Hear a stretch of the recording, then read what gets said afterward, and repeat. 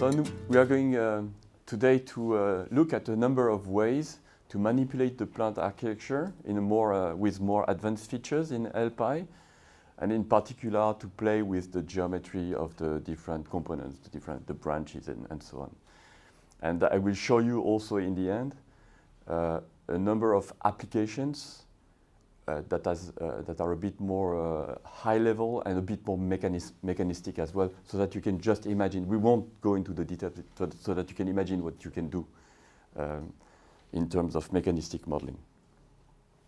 So the first thing would be to go with branch geometry and see, when you have a branching system, how you can modify the structure. So for this, we are going to draw a small branch, and for this, we are going to create a branch and then interpret this module as a series of F steps in the branch, which will lead to something like this. You have a bearing element and then the branch that is composed of a certain number of modules. So this is described in the example 12. And the first thing that you can play with that is quite simple on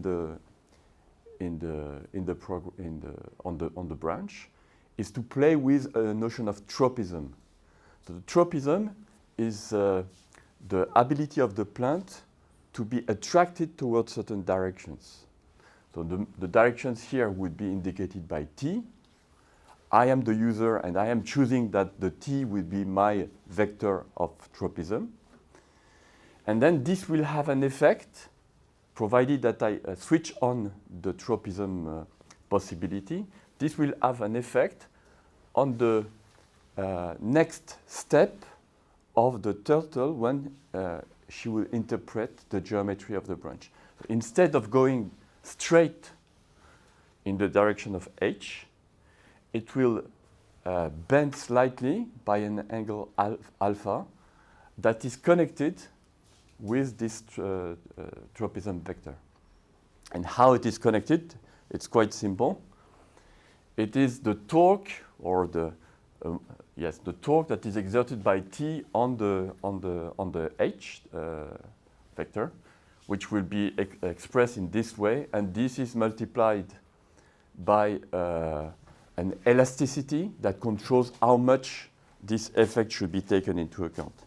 So if you have so these vectors usually are norm vectors, and then this alpha is simply the sign between the H and the T, multiplied by this E coefficient that should be between 0 and 1.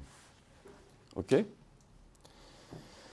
So the default value of the tropism vector is towards the Z direction.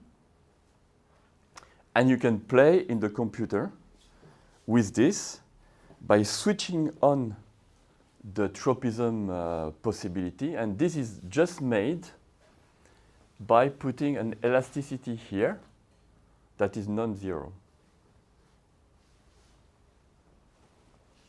Okay, so for instance, if you put this, if you put elasticity is 0.02, you would find the turtle, instead of going absolutely straight, it will deviate each time by a certain amount corresponding to this tropism effect. Okay. And you can try in the examples. Yes, in the example 12b, I think, you can try different types of tropism, because you could have tropism upwards, but you could try tropism downwards, like a gravity effect. So this would be phototropism, and you could try a gravitropism, where the branches would be bent downward due to the gravity. So I'll leave a couple of minutes for you to test these elements. But you said here we change this with elasticity, and at the bottom it's written you should change. Yes, it's this module. you should insert this module here, so that the turtle knows that the tropism is changed, the tropism vector is changed, and instead of x, sorry, it should be x, y, z here. Instead of x, y, z here, you put the correct, well, the value that you want to have. So it could be 0, 0, minus 1 to go downwards. And it's very easy way. You will see, we will apply this on a full plant after that. You will see that it's an extremely easy way to change the overall geometry of the plant. And again, this effect of changing the geometry are absolutely drastic in terms of rendering, in terms of realistic rendering of the plant. If you have a plant with a straight branches, it doesn't look very nice. As soon as you put this type of effect, poof, the plant is getting a shape that looks a bit much more realistic. Elasticity is just change. Well, elasticity is just the strength with which the tropism effect will be applied. So it's not really elasticity. I mean, there is nothing elastic, but it sort of fakes an elastic behavior of the plant. Sorry, there is a mistake here. It's not T, it's TP, tropism. Okay. I just forgot. I made a mistake on the slide. Okay, and the elasticity, instead of the word elasticity, you could have the same thing at TS. Okay, the short hand for the notation. What you could try as well.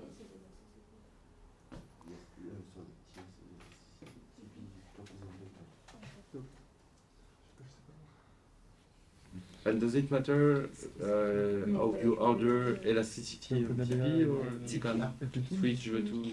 You can switch the two. Yeah. It's just these are changing the state of the turtle in order to understand. So the state has a certain elasticity, has a certain tropism. At some point, we change the elasticity by some value, and the tropism. So you can change in any order. The state will be affected in the end in the same way. Okay. So there is the NF module. If you change like in the example, let me see which one was it. I think I swapped the example 12 and 12b because with their names, I think. But anyway, so in the example 12,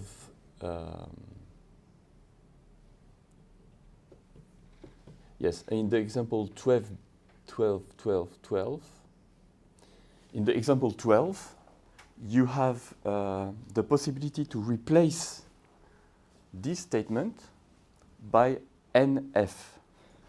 And NF is a way to indicate to the system, instead of producing n segments one after the other, you would produce n segments in one command, and the n segments will be the length and the size of the step that you would, I don't remember whether the size of the step or the number of elements.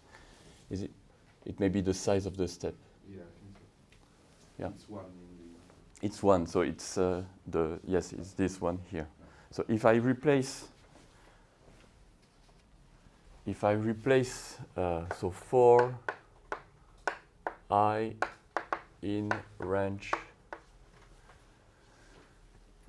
of LG, so this was L produce F of 1. Okay, so this was to to create n segment like this, okay, I can replace this by a single statement, which is nf of the length and of the size of a segment. And this will, it's a bit different because it will create something that is similar to this, but in one step. Okay, so I don't need to have this for loop, which is sometimes very inconvenient. So it's as if you would have a f with length, but you just specify the value of the step that you want. And then it will make it as many times as required to get to the length. Okay. And the final, if there is more than the length, the final segment will be a small segment with a length lesser than this term. Is that clear? So if I have a length like this, okay, and the size of my segments are like this, the last segment will be shorter because I need to get to the length, but with segments of size delta x, let's say. This would be delta x. But the last one, there is not enough room to put the full delta x, so it is truncated so that you get the correct length. And if you put the segment, the single segment of length Lg times size of segment, you wouldn't have tropism effect on this? Yes, you would have. You can try. This is the point, is that tropism is working also with this.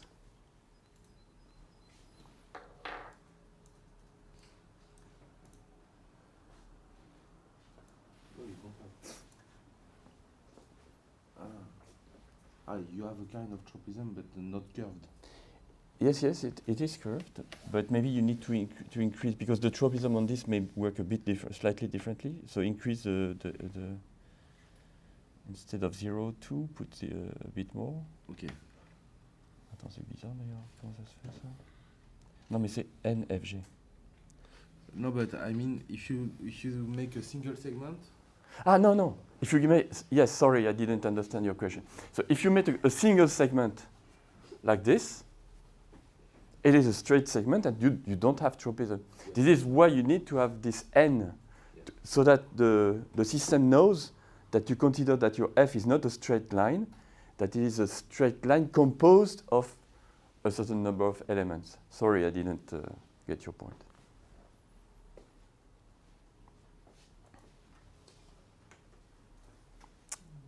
Okay? Shall we proceed? Now, it is possible to play with the geometry of the curve, but in a slightly different manner by using this primitive set guide. And the set guide, you will, the idea is that you would like to draw the shape of a branch because you know it. So you know, for instance, in some trees, in some conifers, when they are grown, you have branches, for instance, that do a bit like this, you know.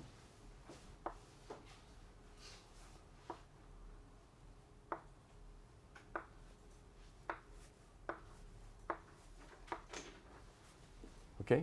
So how to give this shape to the branches without giving all the angles of deviation everywhere.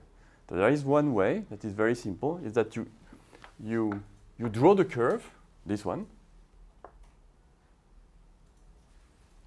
Okay. You put it, you use it, you define it with the graphical tools, as a NURBS curve, for instance, or as a polyline. And then the idea is to say, I want to create, I want that this curve corresponds to the path that the turtle will follow when I say go straight. So it won't go straight, it will follow the path indicated by this curve. And how you do this it's quite simple. It's a couple of comments. First, so the path is your curve, so this one. So I assume that it was given the name path. Okay. So the path is this curve. I set the lengths that correspond to the length here of my branch.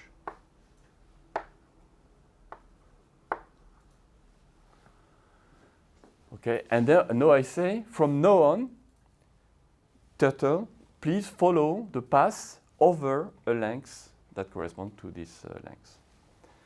And now when I will meet any types of branch, so this one, and this one will be interpreted as this statement, so this series of f, then this f will follow the path indicated by the turtle, by the curve. So can you try this?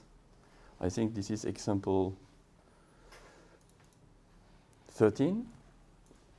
Okay, and you see that this statement may be used locally by the turtle, because once again, when I say set guide, as soon as the turtle reads this comment, it will modify its state so that she knows that she's going to follow the path. But at other place in the L string, I could put another statement like set guide, and then the turtle will change also according to this. So I can put as many set guides as I want, and depending where I am in the system, the turtle will interpret according to the path that is indicated here, which means that you can modify. For instance, if you want to follow this curve at the bottom of the tree, you would define this with the set guide corresponding to this path. So here this would be set guide, the path, let's call it path 1 here. And then I would define another path, like I don't know, this, which would be path 2. And here I would say follow set guide of path 2. And then this would follow this same curve. Okay. And set guide is local to the brackets. Sorry? Like, for example, in the example 13, you've got set guide inside a bracket. Yes. And Everything is, yes, please continue, finish your question. so the next bracket, the over branch, if you don't put a set guide in the bracket, it will not follow the path. Exactly, because everything follows what we said yesterday. If you have a bracket, you can define new things for the total state, but when you find the ending bracket, everything will be forgotten. Yeah. Okay.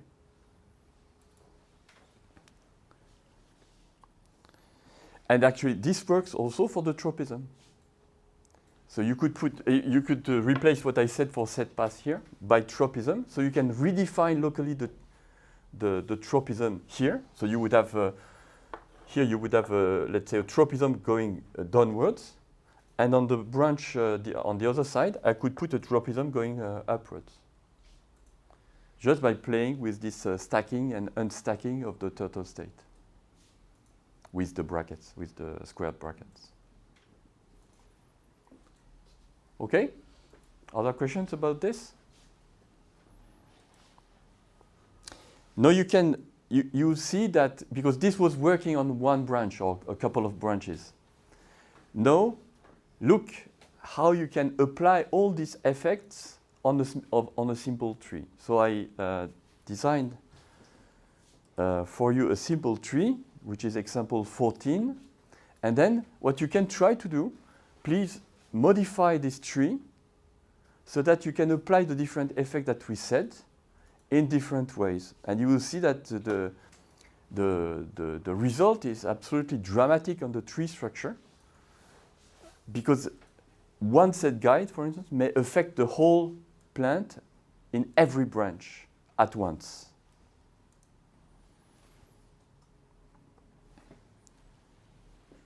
And for tropism, is there a way to make a branch avoid an obstacle or something? It's not tropism, it's other type of things. But it's possible. Yes, it's possible. We are going to. I don't remember whether I included this, but it's possible. We could do this as a sort of exercise. But you need to to avoid obstacles. You need to have a sense of space. So if you cannot stay only with the L string, or it would be very difficult. You could have a sort of first approach of avoiding things. But if you want to avoid things, you need to have a sense of space. So you need to have a model of space. So something like a grid that would represent the 3D space. And when two elements are coming in the same cell, in the same voxel of the space, then you would forbid that this is the case. And again, try to do it globally. So globally would consist of putting at the very beginning of the axiom, you would put a set guide, a tropism command. But you could put the tropism command also on some branches only, and not on the trunk, for instance. Because it may be that only branches, because they are a bit weaker or with lower diameter than the main trunk, only the branches are feeling the effect of the tropism.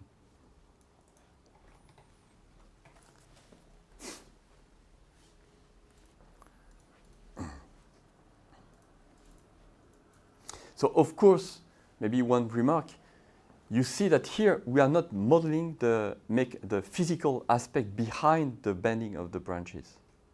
It's more to have a nice looking architecture of the plant. But what our aim in this session is not to produce models of plants that are mechanistically realistic. We want to produce geometric models of plant architecture. So we are allowed, in a way, to use this type of trick. Because in the end, what we want is that the model looks like a plant. Okay? So look, if you use the set guide, I don't know whether you tried, but if you use the set guide, and depending on where you put the set guide, you could obtain many you could change really the overall aspect of the plant architecture extremely easily. So here the set guide has been applied to the same set guide has been applied to all the branches. Again, you could apply the set guide to specific part of the plant. For instance, to have only this effect on the main branch here and then on the secondary branches here. So how would you would have something like this.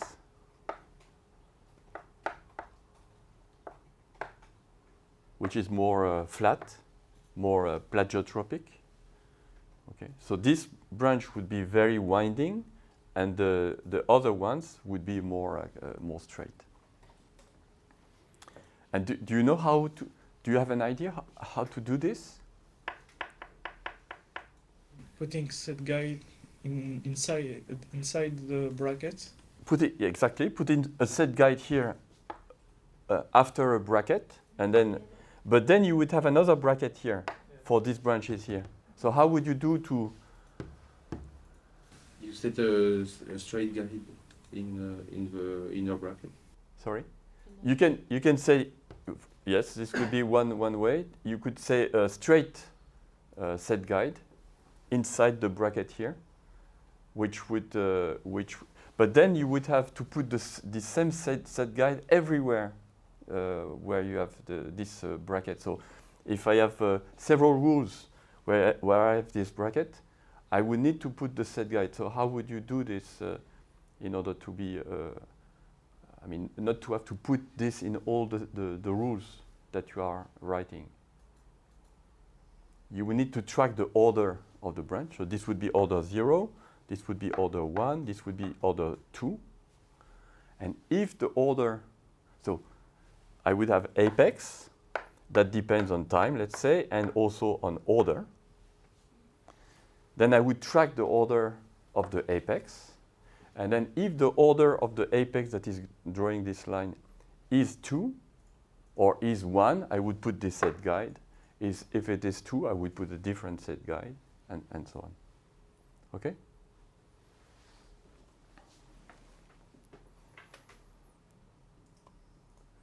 Okay, another very convenient and actually more physiologically oriented way of modifying the geometry of the branches is to modify their diameter. So we have seen before that the diameter could be fixed by changing the state of the width of the turtle. You remember this statement, underscore f of 1, underscore would be underscore with a certain argument, 0.2. So this will fix the width of the branch, like this. Okay, but this is completely controlled by the user from the outside. Actually, if you want to mimic a bit what is occurring in plants, what is occurring in plants is the fact that the leaves are at the extremities of the plant. These are the young shoots.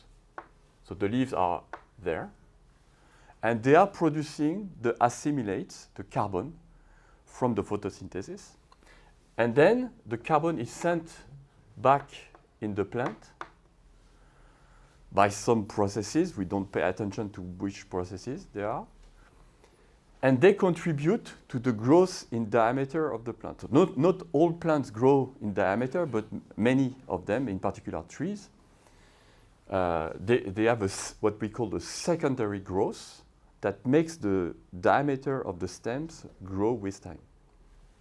So here, the diameter will grow, and then after some time will become bigger, and then bigger and bigger, and will end by making a big trunk for a tree.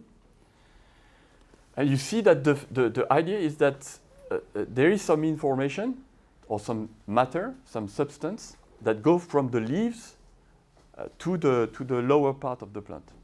So we are not going here to model the transport of this matter, but we are going to mimic the type of, if there is the transport of matter, each time that something arrives by one at a branching point by one branch and by the other branch, this will get summed. This will get accumulated. Okay. See, if I remove this branch, the diameter below will grow less.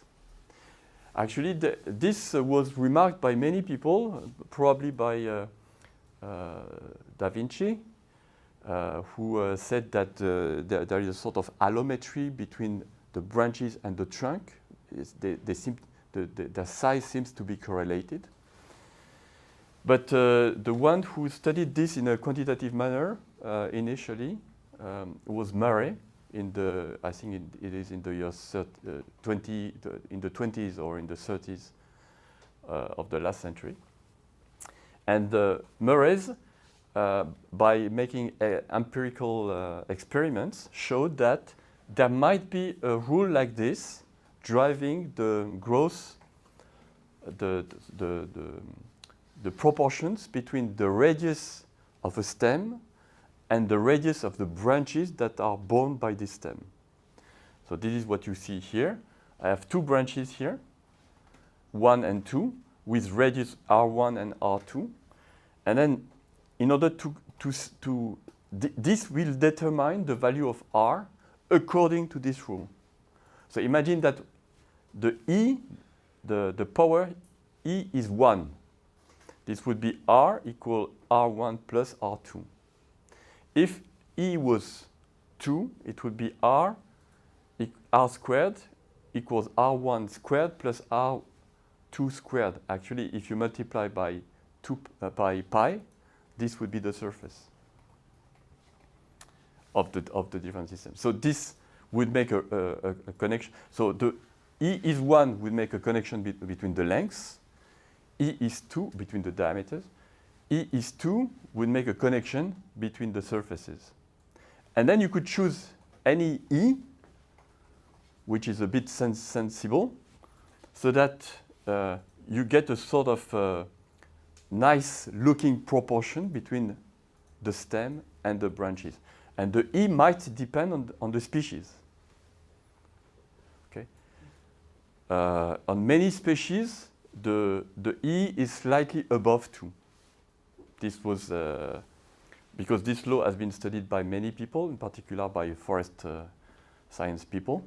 And they come up with, when they use this type of law, they take E equals 1.2, 2.1 or 2.3, this type of thing. Okay? So, in order to do this, you need to use the type of context sensitivity rule that we described yesterday, where you say, so forget about this, for instance, we say that I, so an internode, will become a new internode with a new radius. Okay, how is computing the radius of the internode? It will be computed from the top of the plant to the bottom. So in the string, this will be backward. Okay, so I will read my string backward from the leaves of the tree to the root of the tree. And I want to apply this. So to do this, I will say, if I have an internode, so this one, in the context of two branches, so there is this first bracket and then this second bracket. And these two branches, they have the R1 and the R2 diameter. So the R1 and the R2 diameter. So then, if I have this internode in the context of two branches with R1 and R2, I will become a new internode and apply to compute my radius the pipe radius law, the Murray's law that is described here. So this function implements this. Okay, so I need as an input R1 and R2, and I just apply the function, which is the square roots to the 1 over E power of this sum. Okay. And this will define my new radius. So you have this expressed in the... So there is one subtlety. No, there is no subtlety here. So you can look at the example 15 and try to figure this out. And then I would ask you, so there is something that you can try to do. If I want to introduce a bit of stochasticity in the system, how would you do this?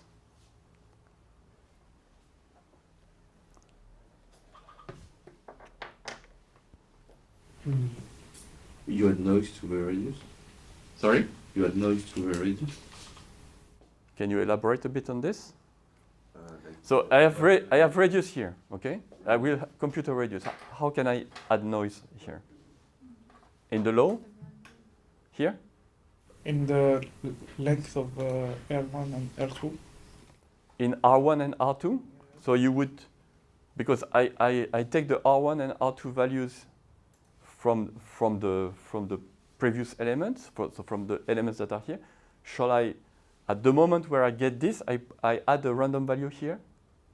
I would add a random value at the result of the pipe radius function, and a positive one.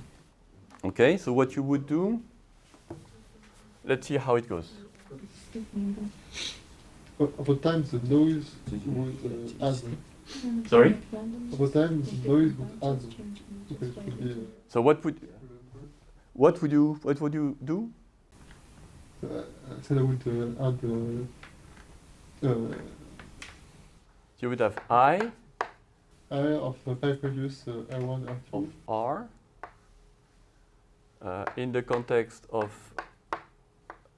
I of R1 and in the context of I of R2. Sorry, these are parentheses.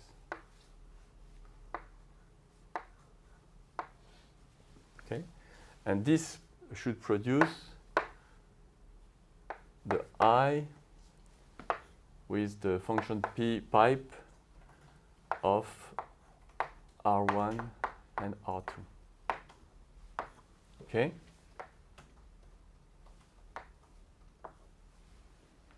Okay, and so you said that you want to add a random noise where? After, no, yeah.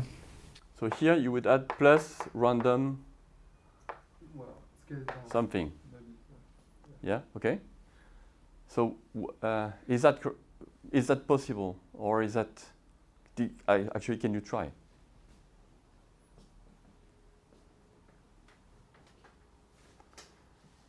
I remind you that what we want to have in the end, this is realistic yeah. plants. The problem is that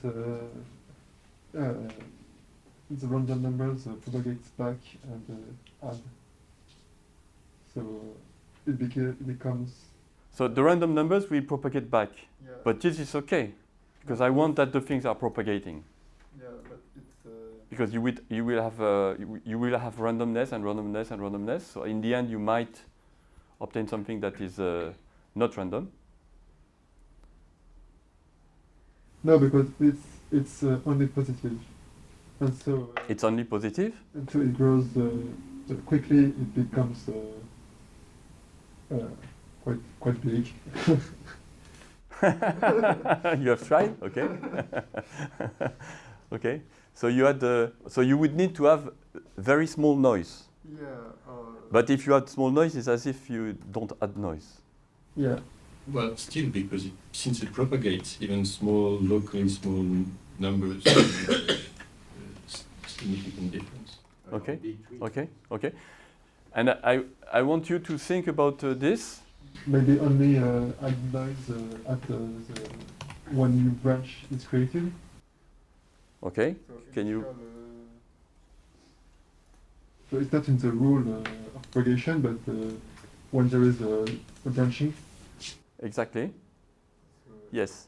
So this is the way to go, because what I want on the top of this, in plants, it almost never occur,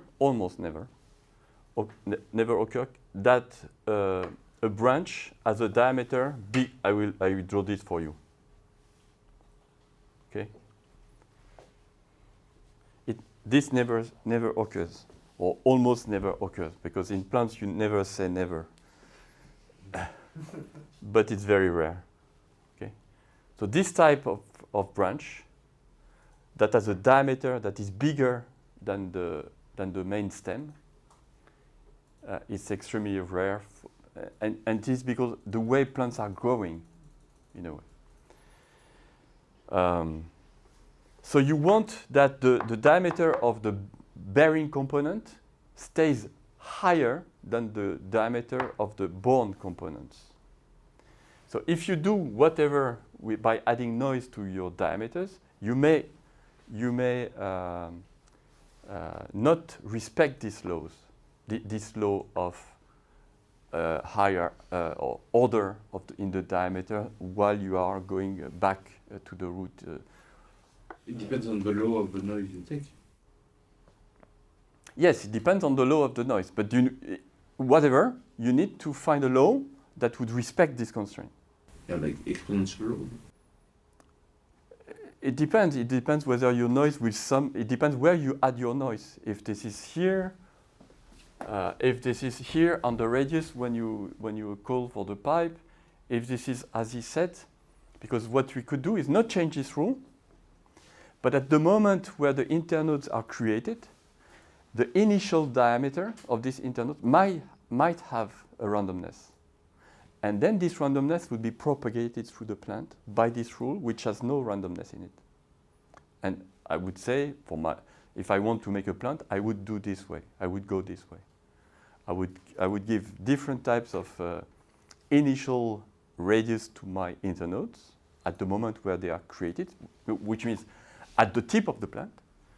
And then the propagation will propagate the randomness throughout the plant just by using this law.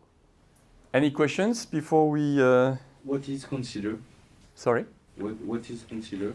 Consider is a way to say that you should consider a symbol.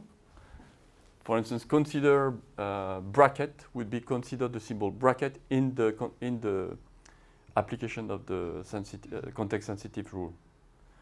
And consider are used when you usually when you use the ignore before, because you can do the opposite, and sometimes you want to go against what you said with the opposite. So you need to play with ignore and consider.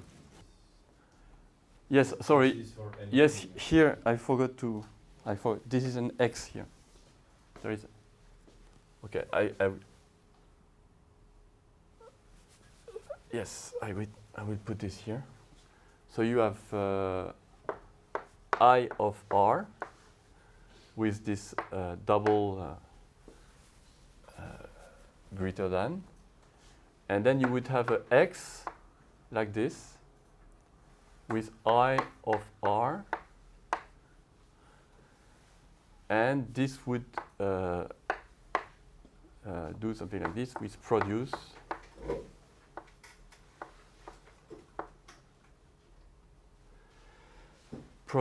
I of pipe of R1, R2. No, well, no, it's not R1, R2 here. I will see what we're going to do. Okay, so we have this. Okay, so actually this would be a bit equivalent to this. The X means multiple times. So you have what I'm trying to look here for in the context is multiple times a bracketed string. So multiple branches at this node. And the point, what is interesting, is how, if this matches, what will be the value of R? So can you remember, because we said this yesterday, but it was a bit passed unnoticed. It would be a list of R. Exactly. So imagine that this was matching. So I am analyzing this, and I have the I that is here, and there are two I's with R1 and R2, their radius.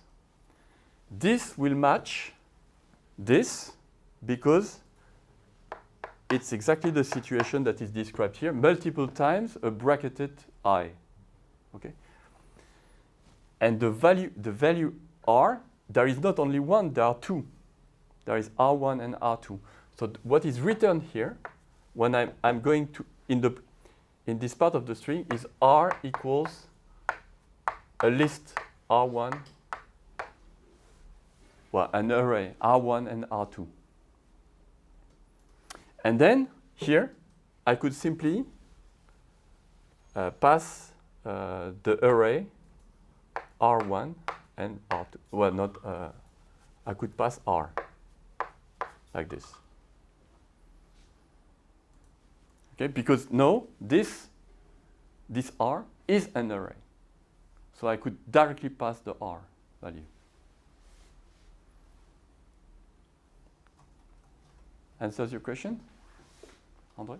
Yes, yes. I just need to figure out how pipe radius then handles the list to do is. Well, the pipe. It should sum up over. So the pipe function. I don't remember which one it is in the, but the pipe function should be RE equals the sum of all the RI's over I equal 1 to the number of elements in the list, let's say n. So the pipe function will compute this. Okay, it gives you appropriate average. No. Sorry? Okay. Yeah.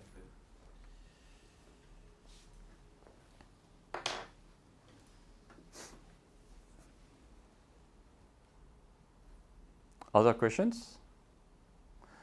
So this is very convenient. This rule is very convenient because it has the property of giving very nice looking allometry between the branches.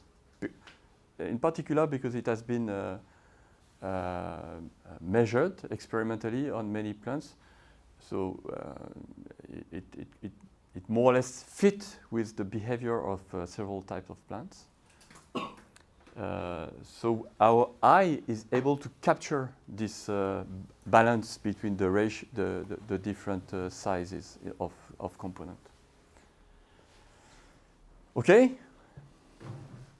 And to finish, a couple of examples. So this, we won't go into the details of all these examples. This would be a study on their own. But we were speaking about gravity. So using gravitropic vectors and gravitropism, as we said before, might be one way to go, but it has nothing of a mechanistic model. We don't reproduce the mechanism that makes the different branches bend. So, but you could do this. Okay, so people try to capture the bending of trees by actually computing the forces that act on the different branches, and then by inferring the different displacement that were provoked by these forces. So we don't go to the details, but I show you the sequence of things. So you model your system by saying, okay, there are forces that act on the different nodes representing the branch components. You can compute the torques that corresponds to the, what do you call this, cantilevers, I think, corresponding to the amount of force that is provoked by a force at the distance of the insertion node. The insertion node would be here. And if I pull this, it creates a torque. And all the components will create a torque, and all the torques will sum up to give a resulting torque on each component. What is interesting is that you can express, and this is key actually, you can express this formula in a recursive manner. So saying that the torque at the node I-1, close to the root, is the torque on the previous node plus something. And because of this, it is easy to see the torque action as a transfer of information from the stem tip to the inner part of the plant, to the root of the plant. For the displacement, actually, it is the opposite, because we will say that the displacement of this point is the displacement of this point plus something. The displacement of this point is a displacement of the previous point on the plant plus some stuff. And due to this, you can see the displacement as a process that goes forward. So this would go backward, and this process would go forward. And now there is a point to solve, because we are in a branching system. I need not only to have a simple beam, but I have branching beam, and I need to express what occurs when there is a junction between two branches. And actually, due to the principle of superposition in mechanics, we can solve this problem just by adding the different components. Okay, so what we have is to solve this system on a tree, and you can write it as a L system. It's exact using this the context-sensitive law, because you see that I need to propagate information either from the right or from the left. So the first torque propagation will be a backward propagation, and then this will give information flowing on the tree in this direction. The bending and the displacement will correspond to forward propagation of information. Okay. And in the end, I can compute how much a plant will be bending by recursively applying this formula with a time step that would be, or a computational step that would be small enough.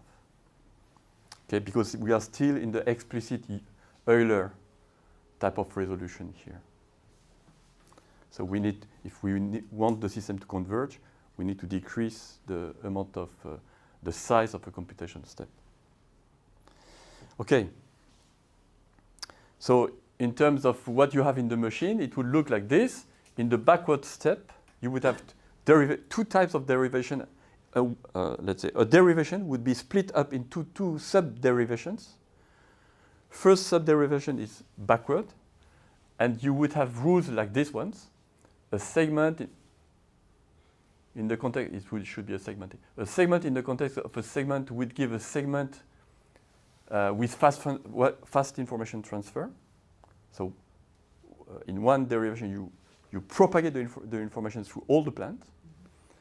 You use the forward information transfer for the displacement with this type of rule.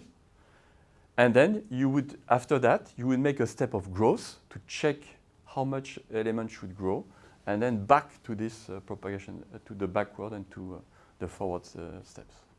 Okay? So it's a bit more complicated example, but we start to be mechanistic here. We start to have this type of physical modeling of the plant component. You have you have one example showing how it would go in principle in exercise or example 16.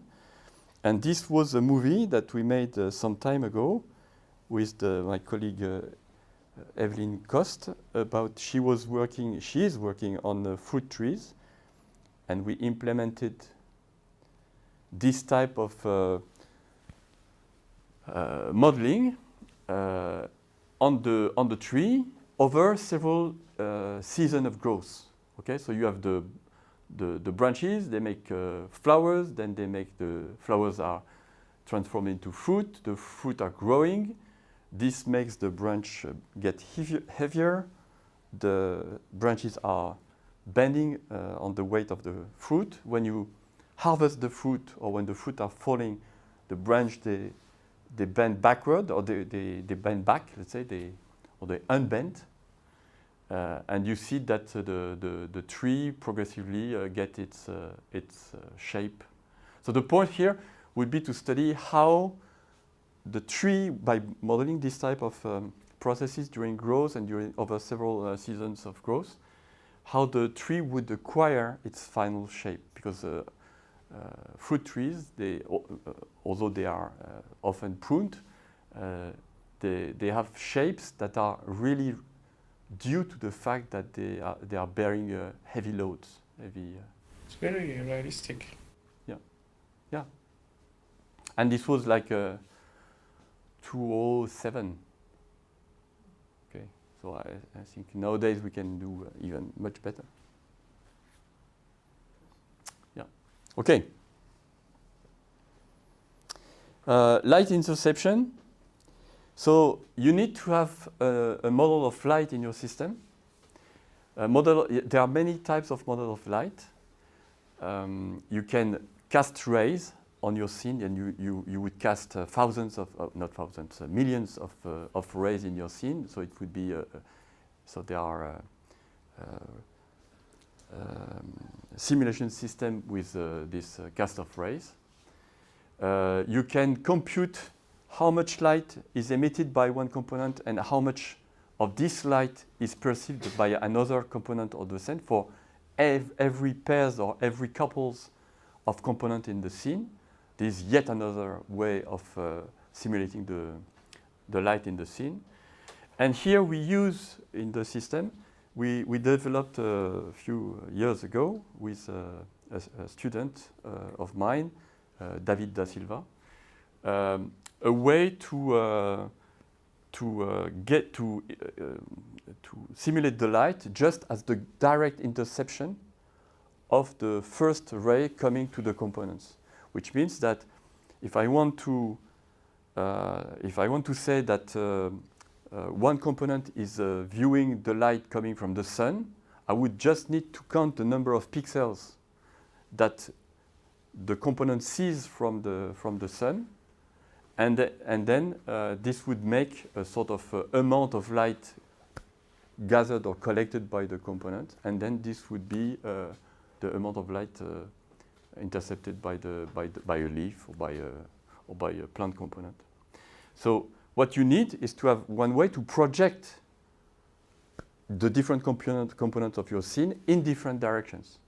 So for instance, if you have a forest like this, or a plot, let's say, you would project on different directions of the sun, you would project the different components of this scene and obtain this type of picture. And then just by summing up, for instance here, you sum up the amount of pixels that are dark, and then this will give you an idea of the amount of direct light intercepted. Okay, so this is the type of, so here, of course, it makes us an approximation, because light is not only direct light. Usually, light is not only the direct light that is intercepted. There is also all the diffuse light and all the diffracted light that should be taken into account. So here, there is a sort of approximation that at the first order, what counts is the direct light, and not the diffuse light, and not the other rays coming from the how do you say rebondir? From the bouncing of rays on the vegetation. Okay, and this is what the example that I showed you. I want to show you again, where you have a light and the plant is growing in the direction, is growing the organ that are more, is growing more the organ that are more exposed to the rays of light. Okay? And the final example, just to show you that it is possible, once you have all these elements in your hand, it is possible to go even point further and doing some more mechanistic models of plant development. And you can, for instance, see how components in the plant would interact between themselves. So this would be one way, David, in your question. Or it could be how components interact with other elements of a scene, like a soil, or like, I don't know, a wall that would be present in the scene, and this type of things. So you have, so here, as I said before, you would have to get a model of the world outside of the plant, which is the blue part here. Here it is, the soil would be represented as a grid, and you have a certain number of functions in the grid that makes it possible to put a value in the grid or to get a value in the grid. So if here my values represent amount of water, for instance, I could place water in the grid, and then with the, while the plant is growing, I can probe, depending on the position of my elements, how much water is in the grid, and then I would make decision according to the amount of water that I have in the grid, to grow or not to grow. If I have no water, I won't grow. If I have water, I will grow. Okay.